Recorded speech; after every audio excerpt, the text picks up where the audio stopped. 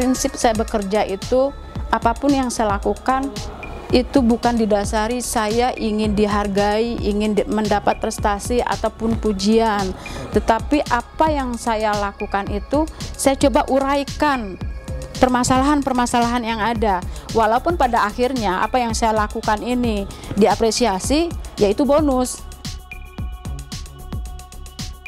Usah muluk-muluk semuanya harus berhasil, setidaknya 1 tahun ini satu yang harus bisa terwujud, setidaknya satu produk yang bisa kita angkat. Saat ini kan kalau sebelum adanya PP 23 ini kan KPH mandiri kan. Nah, untuk KPH mandiri itu sendiri harus BLUD atau setidaknya punya perda. Sementara Kerinci nggak punya semuanya. Tetapi apakah kita harus diam begitu saja menerima nasib yang sehingga tidak apa-apa? Ya, saya mainkan koperasi KPH.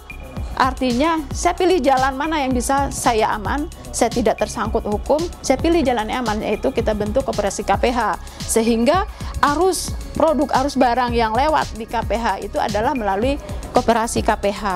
Nah, saya sendiri merasa kalau hidup begitu-begitu saja tanpa ada inovasi, itu hambar. Kita sudah beberapa kali ke lapangan sampai ditolak. Ngapain sih, kami nggak peduli mau ada atau tidaknya KPH, ada atau tidaknya perhutanan sosial. Dari dulu memang kami sudah ada di kawasan hutan ini nenek kami yang punya, seperti itu.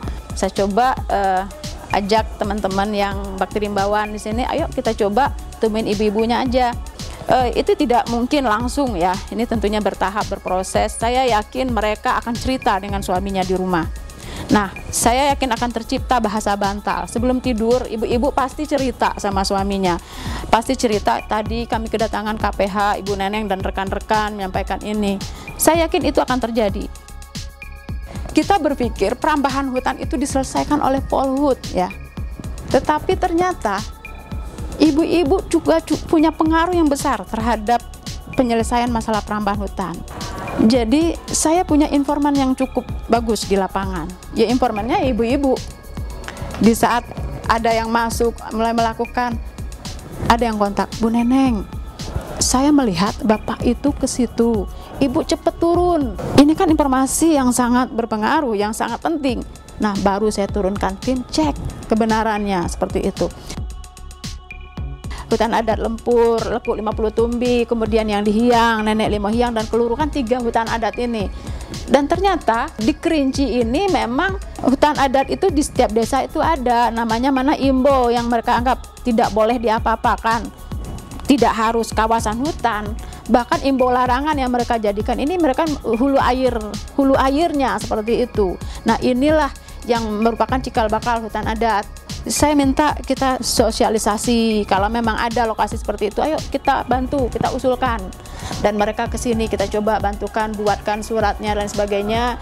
Bahkan seperti di Sungai Penuh sekarang juga ya, kita panggil. Ini kan milik bersama, kami selalu berproses. Kita telusuri, kalau bahasa Kerinci itu kita ikuti takahnya. Mana pihak-pihak mana yang itu kita panggil, adat mana yang memang harus ikut dalam proses itu kita panggil, sehingga makanya di Kerinci ini cukup banyak hutan adat. Di Jambi, di Indonesia kan Jambi yang paling banyak hutan adatnya, dan di Jambi itu Kerinci. Nah, hutan adat ini tanpa atau ada tidaknya kegiatan, hutan adat ini memang berfungsi sebagai hulu airnya, sehingga mau atau tidak mau mereka harus menjaga hutan adatnya.